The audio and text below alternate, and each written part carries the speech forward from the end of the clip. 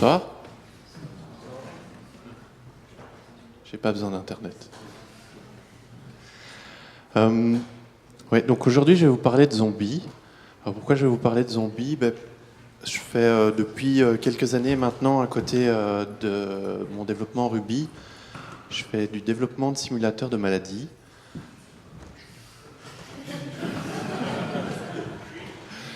Et ce qui est derrière, je trouvais vachement intéressant et pas si complexe et peut être utilisé à divers égards. Et oui, il se fait que ce que je fais normalement, je le fais en C++, mais je me suis dit, ça serait quand même sympa de le faire en Ruby, et j'avais envie de faire ce petit challenge. Et donc ce week-end, je me suis donné 2 jours pour faire un prototype de simulateur de maladie de zombies. Et ce qui est vraiment génial avec Ruby, c'est que pour le prototypage rapide, il n'y a rien de plus approprié. Je vous compte pas le nombre d'heures pour le simulateur que j'ai fait en C++, mais ça m'a pas pris un week-end. Et donc, je vais vous parler de zombies, de brain et de Ruby. Alors donc, je suis Christophe. C'est pas la première fois que je viens. Je viens de Bruxelles. Chocolat, la bière, hein, tout ça. J'écris sur le blog et je suis aussi le founder de Pool Review, une alternative à CodeClimate. Pour ceux qui ne connaissent pas, essayez-le.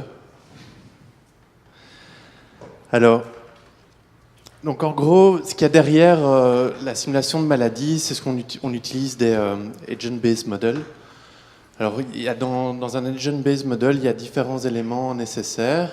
Alors, le premier, c'est qu'il vous faut des agents ou des individus, hein, comme les petits bonhommes ici. Il vous faut des comportements pour ces agents, donc c'est des règles de comportement en fonction d'un certain nombre de circonstances. Il y a un environnement qui ne sont pas des agents. Généralement, ça peut aussi définir soit l'espace dans lequel les agents doivent évoluer, mais ça peut être simplement les connexions sociales que ces agents ont, ou alors les ressources auxquelles ils ont accès. Alors, il y a également des interactions entre ces agents et l'environnement, très important. Et alors, il y a une notion de temps qui va vous permettre en fait de simuler les différents, le temps qui passe, quoi. Puisque on va faire interagir ces agents, on va les faire agir, etc. Alors pourquoi c'est important? Pourquoi ces modèles-là sont importants? Parce qu'ils vous permettent de capturer un certain nombre de phénomènes qu'on ne peut pas avec d'autres types de modélisation. Ça vous permet de capturer des phénomènes complexes qui ont souvent besoin d'une dynamique microscopique. Donc, pour vous donner un exemple, on pourrait imaginer, il y a toute une série de simulateurs de maladies où on ne fait que utiliser des règles statistiques pour voir combien de personnes sont malades, combien de personnes ne sont pas malades, et quelles sont les règles entre ces deux, je dirais, entre ces deux containers de personnes. Et on ne fait que vider un container pour l'autre. Et donc on appelle ces modèles des modèles à compartiments. Mais il se fait qu'avec ces modèles-là, on ne sait pas capturer, par exemple, les outbreaks, des épidémies foudroyantes, parce que c'est une dynamique locale, et donc pour ça on doit aller vers des modèles multi-agents. Il y a d'autres choses qui sont intéressantes, c'est quand on fait la simulation de trafic de voitures, on peut aussi faire ça de manière globale et statistique, mais dès qu'on veut étudier plus précisément ce qui pourrait se passer dans un quartier donné, on a besoin d'une approche plus microscopique et locale, et donc on doit aller vers des multi-agents. Et donc dès que vous avez des réseaux et plusieurs individus ou des groupes qui doivent interagir entre eux, ce sont des modèles qui sont appropriés pour ça. Alors pour vous donner quelques use cases, le premier, je l'ai déjà cité, c'est la simulation de maladies. Ici on simule la propagation de la grippe par le biais des routes avions. Voilà, merci. Flight route. Et donc en fait on a tous les éléments des différentes routes aéronautique entre les différentes villes importantes sur le monde, et sur base du nombre de cas de grippe qu'on a, et on sait comment les avions jouent un rôle dans la diffusion de la grippe. Avec ça on est capable de voir la diffusion de la maladie de la grippe. Mais dès qu'on veut quelque chose de plus local et de voir comment ça se passe dans les villes et comment ça se diffuse autour des aéroports, on doit aller vers des modèles multi-agents. Un autre cas, c'est le trafic. Même principe, on utilise des voitures et des routes, et puis les voitures ont des comportements et on regarde comment ça se passe en fonction de la configuration des routes et des signaux de feu. Le réseau électrique européen ou américain, donc on a des comportements sur les différents nœuds électriques en fonction de la consommation, en fonction de l'heure, etc. Et de nouveau, on va modéliser ces comportements-là. Chaque nœud sera un agent et on va regarder l'interaction de ces différents agents dans le réseau électrique. Le réseau Internet, de même. Simulation sociale, de voir quelles sont les influences sociales entre des personnes en fonction de différents critères. De même, ça peut être très utile. Et en économie aussi, on utilise ça, notamment dans les marchés, pour simuler les comportements des différents agents bancaires, financiers, etc. Alors, donc ça, c'était les différents use cases. Et donc, dans un modèle multi-agent, vous avez besoin d'un agent. Plusieurs agents. Et Smith fait bien ce boulot. Alors, typiquement, donc on commence par modéliser l'agent. Et donc l'agent va être caractérisé par un certain nombre de choses. Ça peut être un âge, ça peut être un sexe, ça peut être, si c'est un humain, si ça peut être une quantité de bactéries, ça peut être une quantité d'argent, ça peut être un niveau énergétique. Selon les cas, on modélise l'agent et on regarde quels sont ce qui le caractérise dans le problème que l'on vise. Et dans notre cas, des zombies, donc on a un agent, et dans notre cas,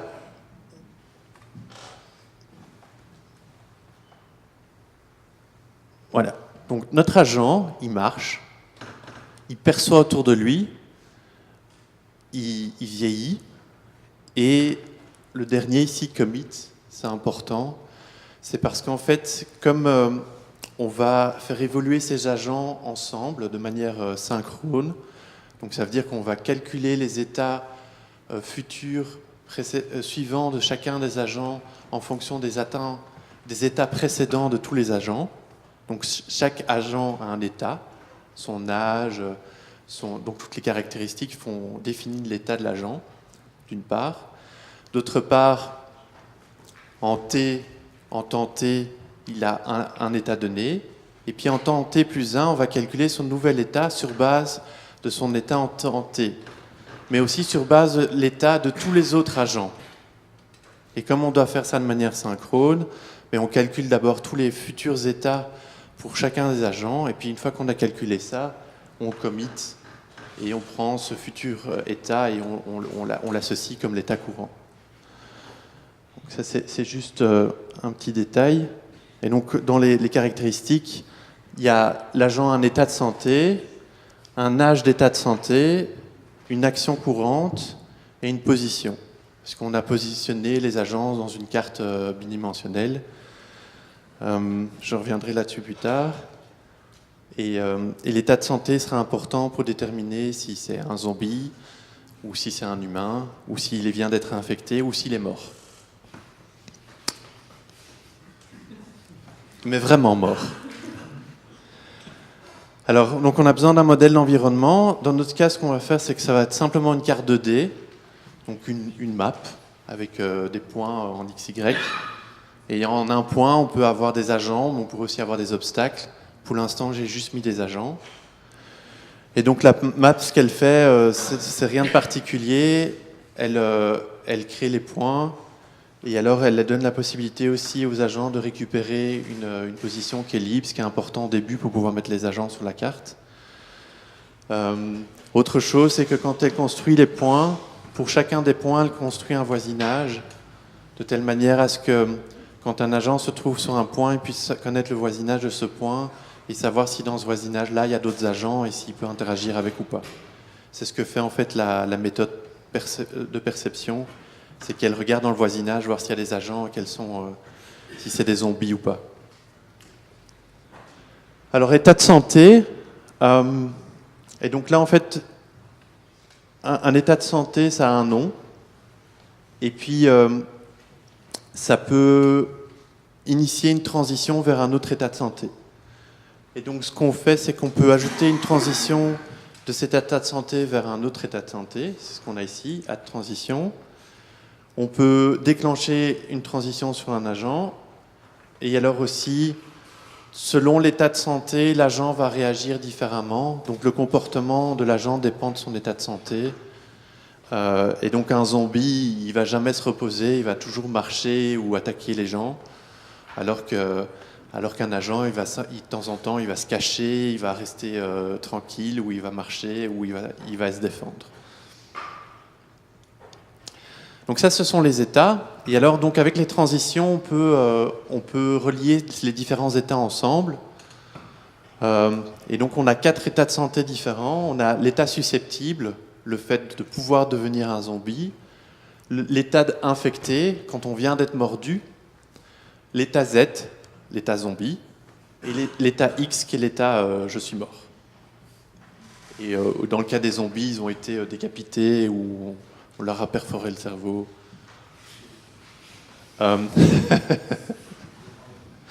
Ça dépend des films. Mais en fait, c'est ça qui est bien, c'est qu'en fonction des films, on peut adapter le modèle.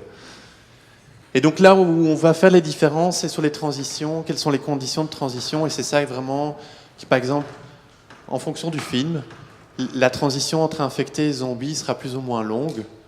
Et donc, par exemple, ici, j'ai mis une seule journée, mais dans d'autres cas, on pourra mettre 28 jours, pour ne citer qu'un film parmi d'autres. Il y a des cas où, en fait, on devrait rajouter une transition de X, puisque, notamment, un des tout premiers, une fois qu'ils sont morts, ils peuvent quand même redevenir. Enfin, bon, soit. On peut s'amuser en fonction du film. Et de comment ça fonctionne. Mais... Donc la machine d'état transition, on va d'une part créer tous les états.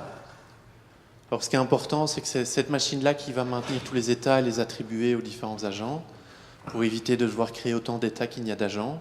Alors quand vous en avez 10, c'est pas grave.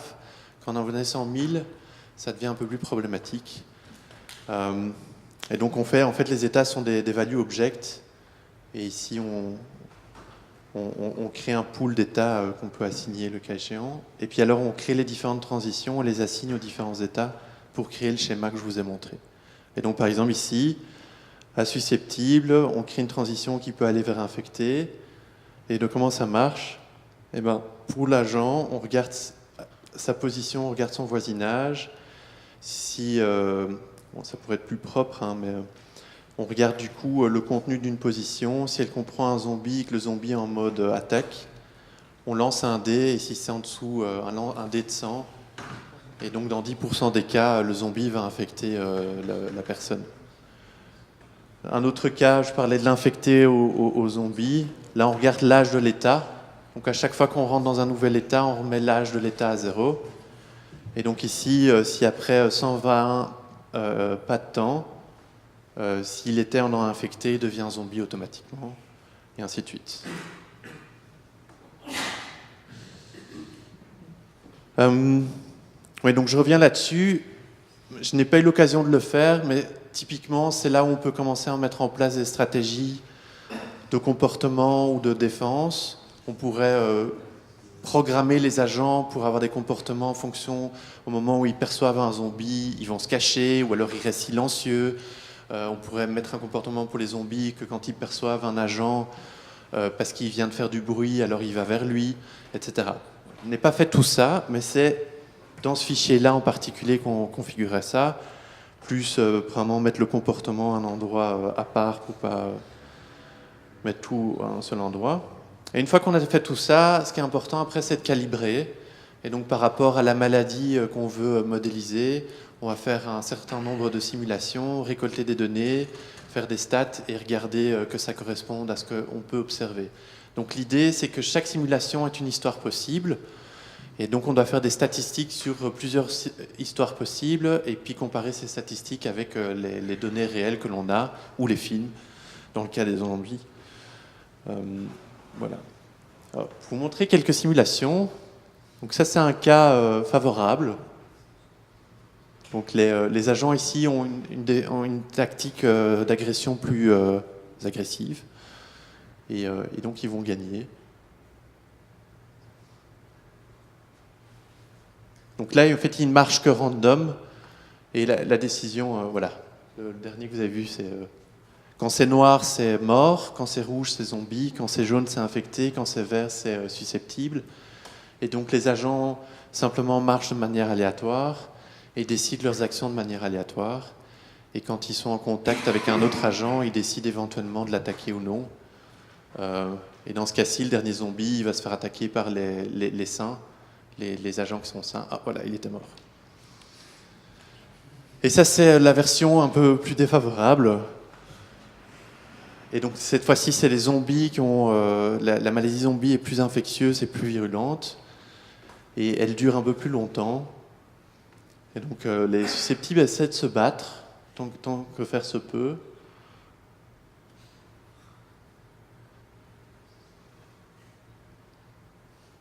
Mais vous voyez que la fin est inéluctable.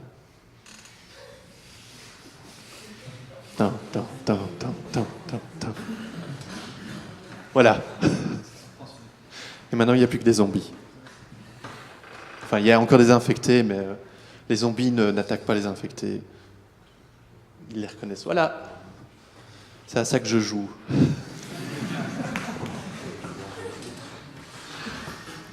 Alors, peut-être faire une petite conclusion sur les bénéfices que j'en ai sortis avec Ruby, mais aussi des leçons importantes que j'ai retirées de mes expériences de la programmation multi-agent.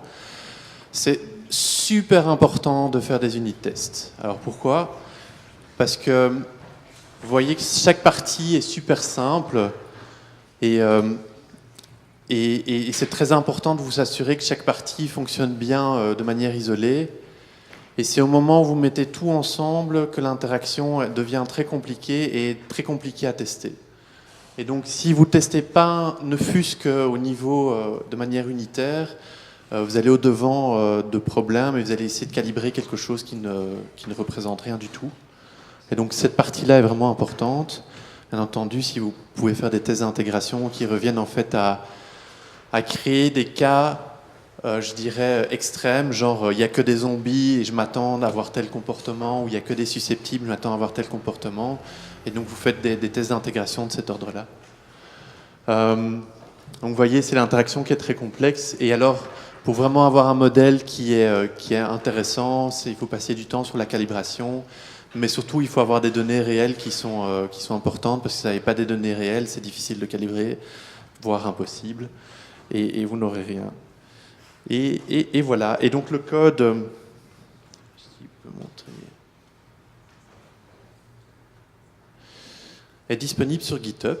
Donc si vous avez envie de vous amuser, vous pouvez le cloner et pouvoir participer, faire des pull requests. Je pense que je vais continuer sur le projet. Ça m'a bien fait marrer. Et partie du code, je suis pas super fier, mais principe d'un prototype, on lance et puis on essaye. Et donc voilà, et je pense que ça peut être sympa de devenir peut-être un jeu, genre au lieu de faire du code warrior, on ferait des zombies warriors. Enfin voilà. Et je vous parlais des tests. Et donc vous voyez, pour chacun, il y a des tests conséquences. Voilà, merci. Merci Christophe. Il faut savoir que Christophe, il vient de Belgique quasiment tous les mois nous voir. Presque. Tous les 2 mois. Ouais. Mais bon, vous vous relayez avec Martin, il y en a toujours un qui vient. Et donc en fait, je trouve ça quand même assez impressionnant de leur part, à chaque fois de faire le trajet pour venir en plus faire des talks. Je pense qu'on peut encore l'applaudir une fois pour ça.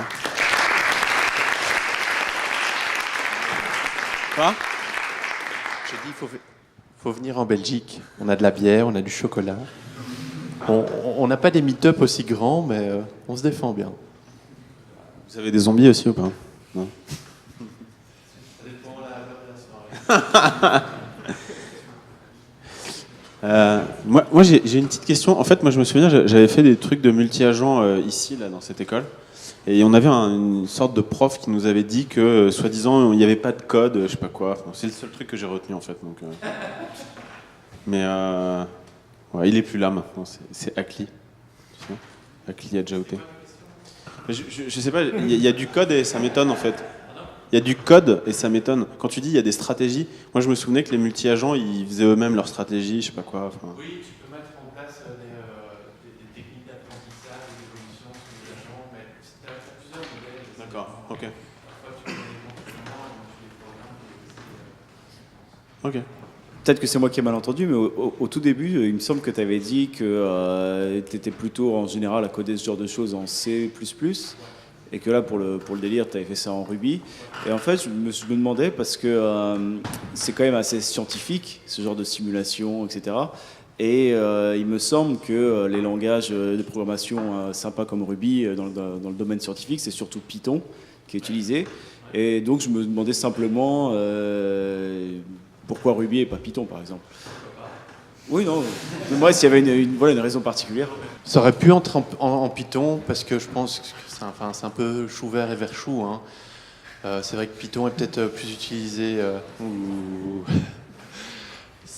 Python est plutôt utilisé dans le monde académique. Mais il y a une chose, peut-être un peu pour souligner pour moi le gros bénéfice de Ruby à cet égard-là, et qui m'a fait beaucoup évoluer en fait en C++, c'est que les facilités du fait du duck typing, les facilités d'injection de dépendance notamment, sont tellement agréables en Ruby que isoler un test, c'est du bonheur, quoi. En C++, tu dois commencer à faire de la programmation générique et des templates. Et franchement, avant, j'en faisais pas autant. Ça m'a poussé à en faire parce que je voulais faire la même chose qu'en Ruby et donc d'avoir les mêmes bénéfices. Et donc, ça m'a permis d'évoluer beaucoup en C++ à cet égard-là. Mais il n'y a rien à faire, ça reste un langage qui est lourd, avec un bénéfice en termes de performance. Mais j'ai toute une batterie de tests, par exemple, pour vérifier en termes de performance si je ne crée pas... si je ne ralentis pas les simulations, si je ne crée pas des leaks de mémoire. Enfin, tu imagines le genre de choses. En Ruby, j'ai pas vraiment ce genre de choses à me poser. Donc à ce niveau-là, c'était fort agréable. Et puis c'est fort expressif et tu arrives vite à obtenir quelque chose qui tourne en très peu de temps. Donc à cet égard-là, j'ai vraiment pris plaisir. Je pense pas qu'en Python, on ait une telle plasticité de mes souvenirs. Ça fait quand même un moment que j'en ai plus fait. Et donc c'est ça que je recherchais en particulier, quoi.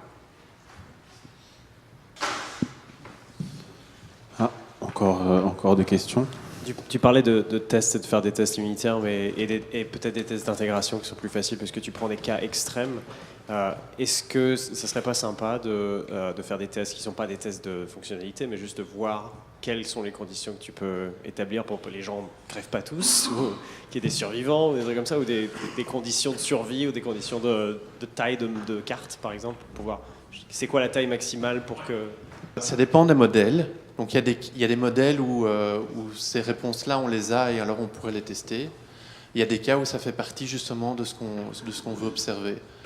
Et donc pour prendre le cas plus sérieux sur lequel je travaille, on veut tester des stratégies de vaccination et aussi, pas seulement de vaccination, mais aussi des stratégies en réponse d'épidémie, de voir si la vaccination est nécessaire, savoir si elle doit être nécessairement adressée à tout le monde ou si on peut simplement isoler les gens. Et donc, on ne connaît pas les conditions qui permettent d'assurer la diffusion, dans l'autre sens, d'éviter la diffusion. Et donc, ça reste la question auquel on doit répondre. Et donc, on ne sait pas de faire de tests à cette égard-là. Mais au moment où on répondrait à la question et qu'on validerait la réponse, on pourrait créer un test pour ça. Et donc, ouais. Moi, je voudrais savoir si vous avez étudié, par exemple, les stratégies de lutte contre Ebola, des agents qui ont été confrontés depuis des générations et qui ont acquis des savoir-faire culturels en Afrique dans la lutte contre Ebola, parce que les services de santé occidentaux se sont aperçus qu'ils loupaient quelque chose quand ils essayaient de lutter uniquement avec leur stratégie à eux, et qu'ils étaient obligés de copier une partie des stratégies locales pour arriver à contrôler Ebola. Alors non, j'ai pas étudié la question, et j'espère qu'il y a des gens qui travaillent dessus, parce que ça me semble une question intéressante, et donc voilà. Non, mais typiquement, je pense, pour essayer d'aller un peu plus loin, au-delà du fait que je ne l'ai pas fait, c'est que ces modèles permettent d'étudier ce genre de questions. Alors que la plupart des modèles, la plupart des modèles qui sont utilisés maintenant en diffusion de maladies sont des modèles compartimentaux, où en fait on a des équations. C'est comme des vases communicants, où chaque vase correspond à un état de santé, et il y a des règles de diffusion d'un état de santé à un autre. Et donc on résout en fait ce système d'équations-là, et on regarde quand est-ce que les vases communicants se stabilisent, et alors on connaît les conditions de diffusion de la maladie dans une population donnée. Mais ça reste global, et ça ne permet pas de capturer des comportements locaux. Et en particulier dans le cas de l'Ebola, c'est vraiment important, puisqu'on parle plus d'accès de contact physique. Un autre cas que je connais, on a utilisé le multi-agent avec succès, c'est l'HPV, qui est une maladie sexuellement transmissible. Et donc ils ont pu capturer les comportements sexuels qui étaient à risque, et donc modéliser comment est-ce que simplement se protéger pouvait avoir une conséquence sur la diffusion ou non de la maladie. Donc voilà, à partir du moment où il y a une interaction d'individu à individu, ce genre de modèles sont intéressants. Est-ce que dans ton modèle, qui pour l'instant n'est pas abouti, tu envisages de pouvoir introduire des boucles de rétroaction et des boucles de contrôle des boucles de rétroaction qui représenteraient la diffusion par les médias de comportement et la diffusion par les services de santé d'action et de comportement? Ça pourrait, tout est possible. Mais j'envisage pas, pour l'instant, c'est juste un jouet. Pardon? Mais je ne sais pas. Faudrait qu'il y ait une épidémie de zombies, non? Il y a quelqu'un qui a joué il n'y a pas très longtemps à ça. Elle est partie de Normal Sup, elle était au MIT. Elle a dit qu'est-ce que je pourrais faire avec mon savoir-faire et mes connaissances pour sauver le monde. Et avec $1,5 par an, elle est arrivée à sauver des centaines de milliers d'enfants dans le monde, rien qu'en les vaccinant, plutôt que de leur offrir un bouquin ou de faire autre chose. Elle a trouvé la variable clé qui permettait d'en éviter des effets cascades, des dizaines d'autres. Voilà.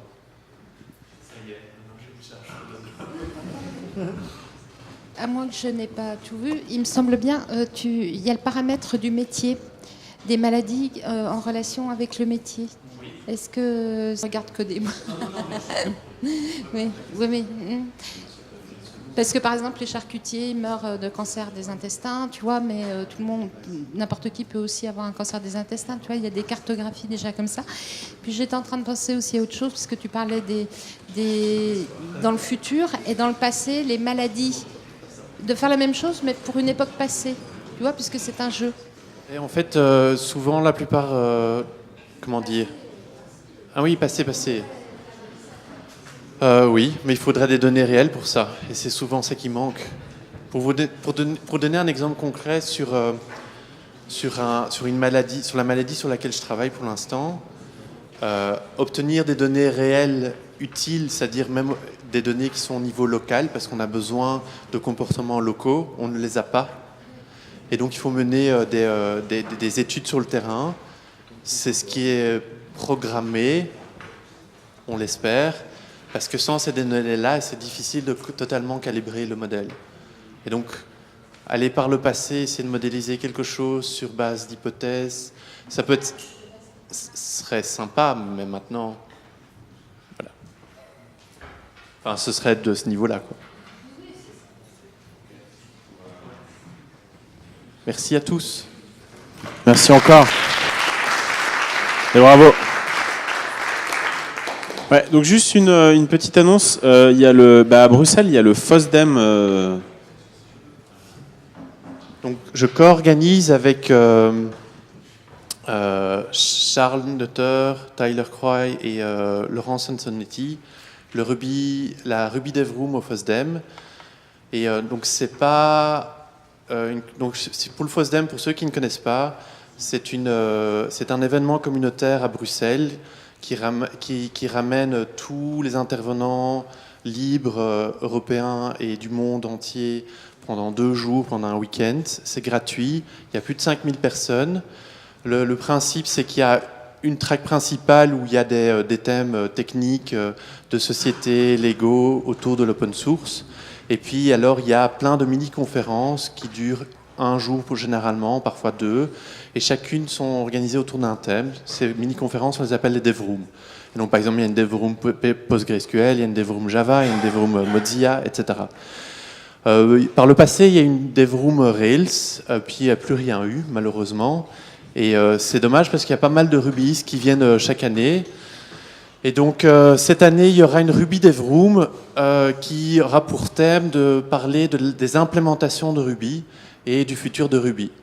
Et donc, ce seront principalement des implémentateurs de VM Ruby qui seront présents et qui parleront.